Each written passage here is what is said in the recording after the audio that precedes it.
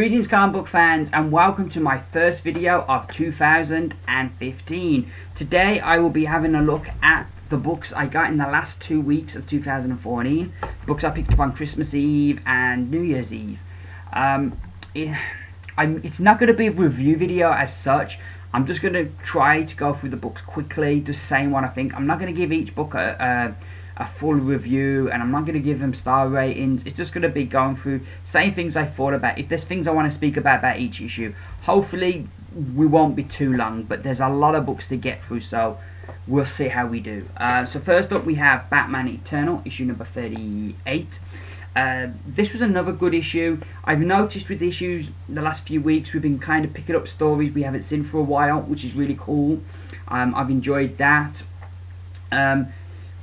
It deals mainly with Batman going after the villains that escaped. There's a really cool battle between Killer Croc and Bane that I really enjoyed. That was really cool. Even like playing off of the whole Bane breaking Batman's back kind of deal.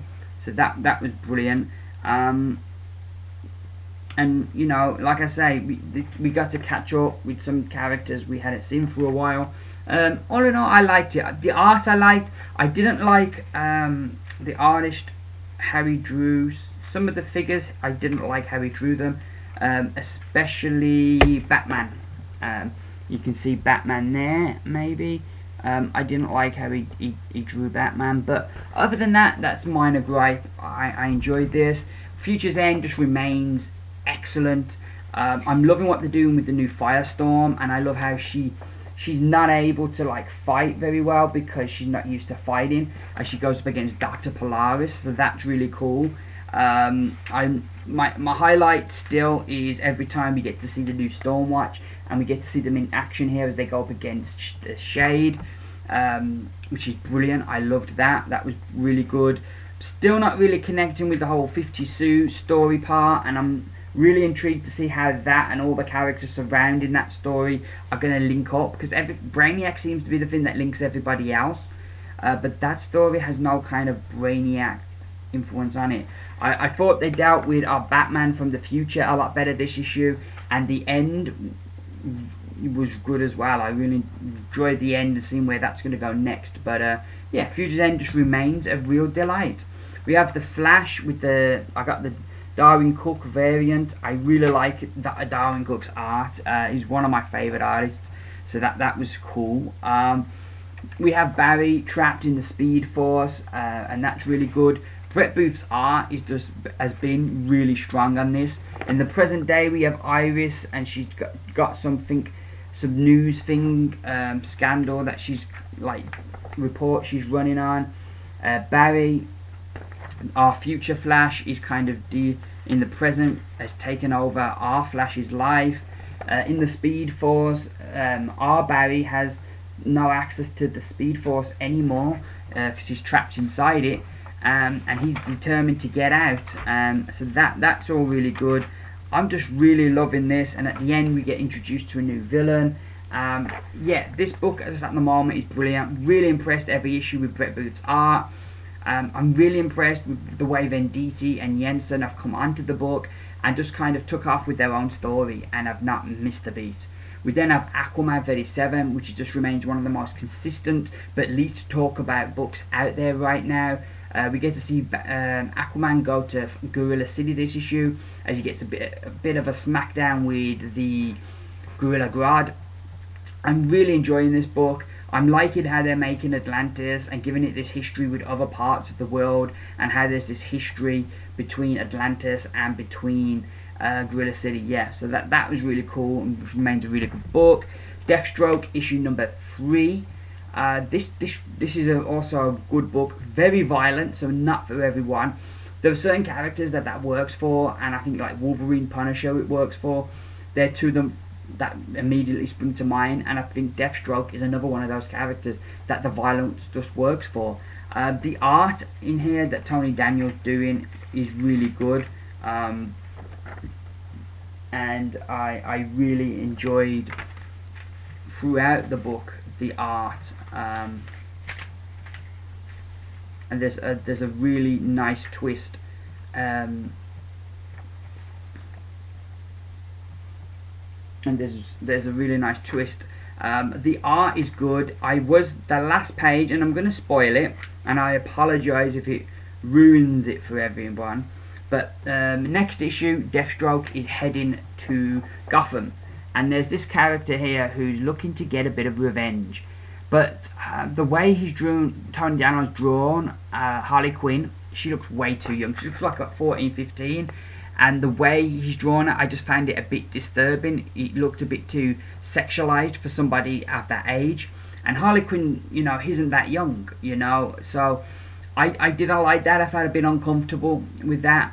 But the rest of the book is really good, and I'm really enjoying it. It's like an action movie with the over-the-top violence, but there's a bit of a mystery there. There's a bit more story there to it as well, and I'm enjoying this one right now.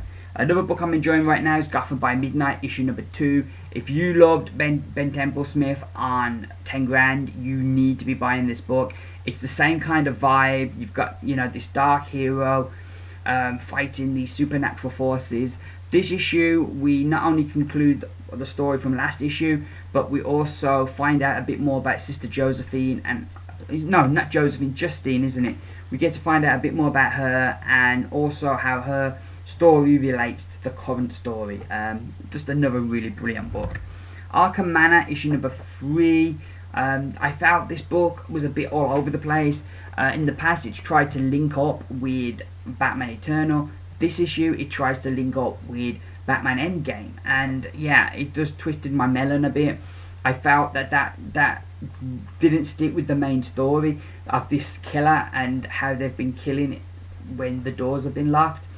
And yeah, I was just like, well, is the character that gets revealed at the end, is he, because we see the killer escape, but is he kind of involved with the killer? And yeah, I just felt this issue was a bit of a mess, even though I really liked the art and it gave it a unique feel. We then got Robin Rises Alpha. I was annoyed the first 12 pages are just a recap of what happened in the last few pages of Batman and Robin.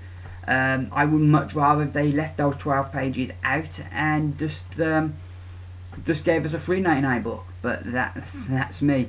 The rest of the book is really good. The art by Cuba is excellent.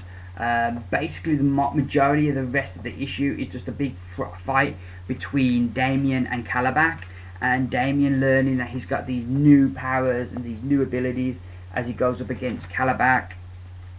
So that's really cool. Like I said, the art is just great. I enjoyed it. The paper is kind of like proper old school paper. So I don't know, is this paper more expensive than the glossy stuff we get today? Because if it's cheaper, I think that's a cheek, DC. Give us cheaper paper but charging us more. But if it's dearer, fair play to DC. I personally, I don't know if I'd pay $4.99 for every book, but I would prefer this paper. But I don't know how it works out cost-wise. As for the book itself, I think if you really love Kubert's art, or you're completist and you've bought the rest of Robin Rises, get it. Otherwise, there's nothing that happens in here that takes away from the end we got in the last issue of Batman and Robin. So yeah, I'd skip it. We have Batman 66, issue number 18. Really enjoy this book. It's a lot of fun. The first story has Batman and Robin going up against the Archer, and the second story has Batgirl taking on a Bookworm. Two really fun stories. I really enjoyed them. Jeff Parker just gets the total feel and the verbiage of the TV show, so they both feel so authentic. Even though we have different artists every story and different colorists to that much, the color palette is always bright, and that really gives the book a general tone and a general feel. Just a lot of fun for all the family there. We then have Batman Annual number 3, which I bloody loved. And this is the irony. I really ragged on Captain Marvel because it was like $4.99 book, issue number 10, sorry, of Captain Marvel. It was a $4.99 book that had no Captain Marvel in it. And where this is like Batman Annual, but there's like I think 2 pages of Batman in here, but I didn't care because it's essentially a Joker story, and it's around this reporter. And when Joker first appeared in Gotham, he's just come back from being a war correspondent, and he's really ragging on the Joker, thinks he's a joke. and he tries to do this expose, brings him into this face-to-face confrontation with Joker, and something he says to Joker really resonates with him, and the Joker stalks him for the next 5 years, and we get to see this guy's life get destroyed over the next 5 years, and he slowly gets turned insane by the Joker. Brilliant story, gripping, has a real horror movie vibe to it, particularly with the Joker. The Joker is terrifying in this one. And there's just no, like, the thing with the Joker, he's completely insane. So there's no kind of bargaining or reasoning with him, you know. Once he's got something in his head, that's it. The dude is just crazy, and he's going to interpret things how he wants. And nothing you can say or do is going to change that. Brilliant story. Really loved it. Didn't matter that there was no Batman in it. I just really loved it. Really great story. And I definitely recommend, if you like your horror movies, maybe you don't like Batman, still get this book, because it was just a really scary story. We then have Batman Eternal issue 39. I don't know if this owl on the cover is a clue to who's behind all this, because like the two characters I've got in mind who's behind organising all of this certainly are both a link to the owl. So yeah, I'm a bit intrigued with that. That's got me thinking. But this issue we get to see the Riddler. He's figured out who's behind all this, and he's having fun with Batman because he knows something Batman doesn't. He figured it out first, so that's really, that I like that confrontation. The rest of the issue, oh yeah, we have some cool stuff going on with Vicky Vale as she returns. The art, I kind of went backwards and forth on the art, whether I liked it or disliked it. In the end, I think I disliked it. And I don't think it's because it's bad art, I just don't think it's to my taste. But story-wise, this was another really good issue, and I'm really enjoying this. We really get a lot of teases in this issue, as we kind of begin to get to see the first we see of this mastermind who's behind all this. I'm really looking forward to that reveal. I'm really enjoying the book. Future's End is another book I'm really enjoying this issue. It had all the great things that the last issue had, and yeah, I'm just really enjoying this. The one good thing in this issue over the last issue is there's a really cool confrontation between Lana Lang and 50 Sue, and I really liked what happened there, and it really putting her character in an interesting direction. But yeah, that book just remains great. We have Quantum and Woody, Valiant-sized Quantum and Woody. First time I'd read these two characters, I went into it not expecting to like them because they're a bit more of a comedy duo. But I really enjoyed the book. I came out of it really liking it. It's a really great place. I went into it knowing nothing, and this book is a really great place. It explains the main stuff you need to know here. Basically, Quantum and Woody, they're these two superheroes. They have superpowers, but they have these bracelets, and if they don't touch them once a day, then something bad's going to happen to them, basically. It's bad and yucky. Really fun book. This story, you've had 3 stories, but they're essentially connected, and basically Quantum and Woody have been brought in because this asteroid's going to hit the Earth, and they have to team up with this Korean superhero to go into space and to stop the asteroid destroying the Earth. And obviously with Quantum and Woody, it doesn't go that way. Really enjoyed this, a lot of fun, and just everything I'm reading Valiant, I'm really enjoying.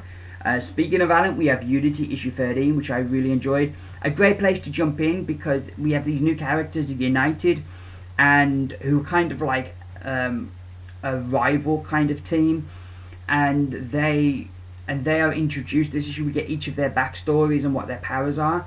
So that's really cool for somebody new to come into that issue. Is really cool. Faith is in here as well. She's part of Unity now.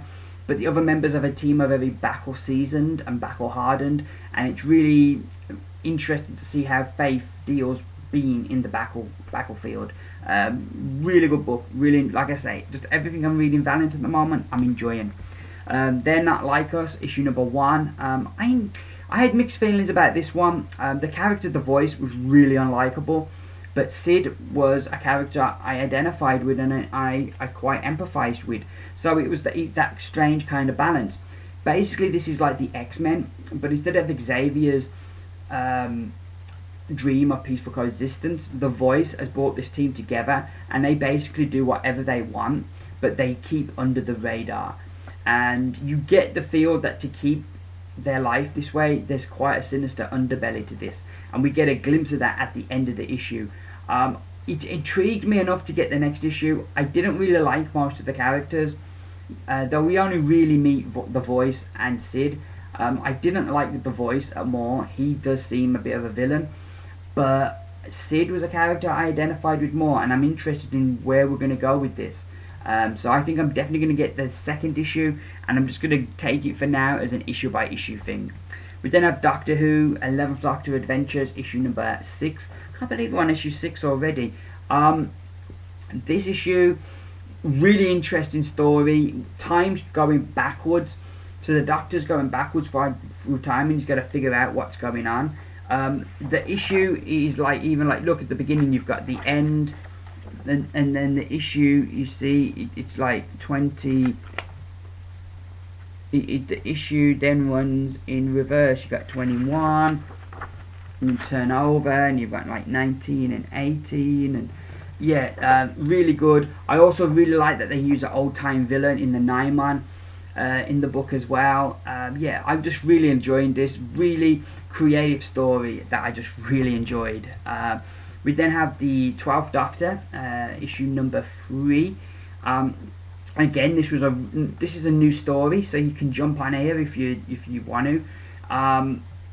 The Doctor is really well written. It real feels like the Doctor we see on the TV, and was a good start to an interesting story. I like the idea of these villains who can exist in multiple points in time. I really like that idea, and it's going to be interesting where they go with that.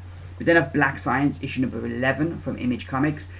39 pages, no extra cost. That is why Image are just one of the top companies right now, and why they are so fan friendly. Another really great issue. Rick Remender, in the best possible way, is a crazy bastard. You just don't know where his stories are going to go. He just throws these random elements in there from left field, and you're like, damn, I never saw that coming. Really, really good. We then have the Star Trek Planet of the Apes crossover, Primate Directive. This was really good. It's the crossover between the 60s Star Trek show and the 60s Planet of the Apes, which is really cool. The majority of the issue is Star Trek, as it's really setting up the story, and I thought it felt very authentic. The art was really good. The balance they had between making the characters look like who they're supposed to be and not being kind of like each portrait. You can't do that and get that style, but I think the art manages it really well here. The colours make it look and feel, and it helps a lot with because of the shirts. It helps it look and feel of the time of that TV show. It felt very authentic and sets up the story really nicely, and I'm really excited to see where they're going to go with this. It should be a good mini-series. We then have X-O Manowar issue 31. This is part 2 of a new story, so if you want to jump on it, I'd try and get issue 30 if you can. This issue, X-O Manowar, the UN want to examine him, so they send in a representative called Philip Zahn.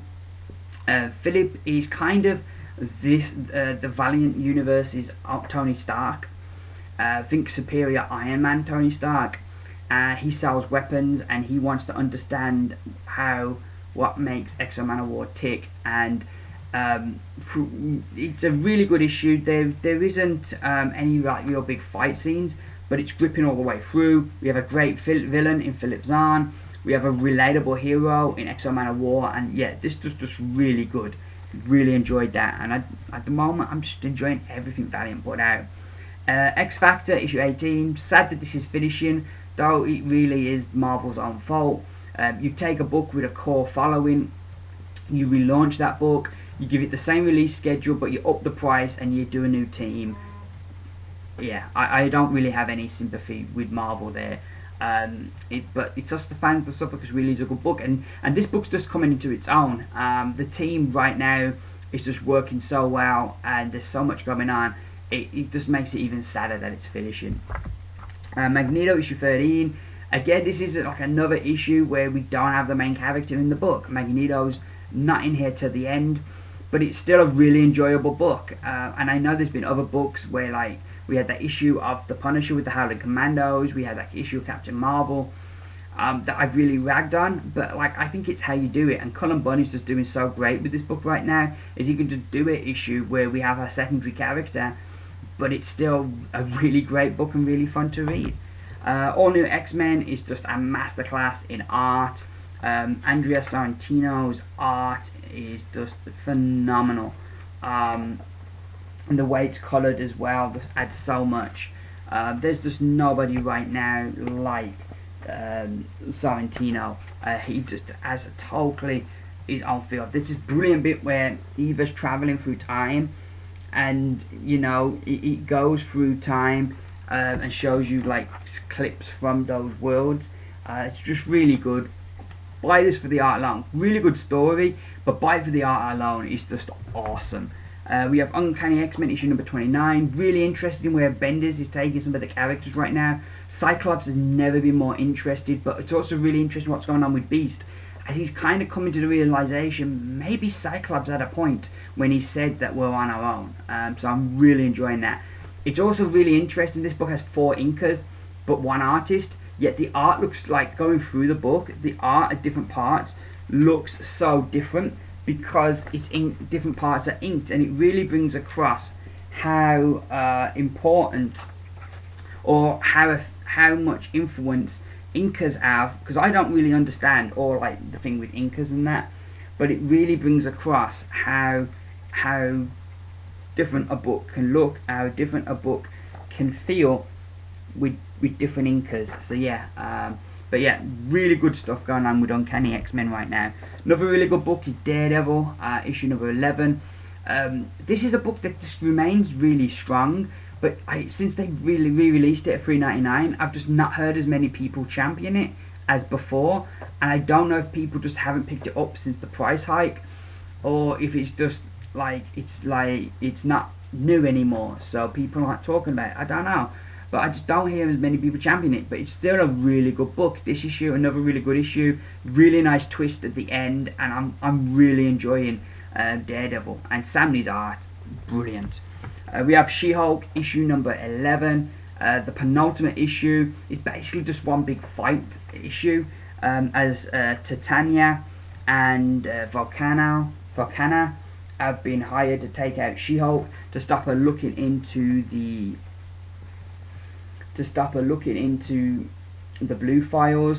Hellcat, Angie, and her little monkey.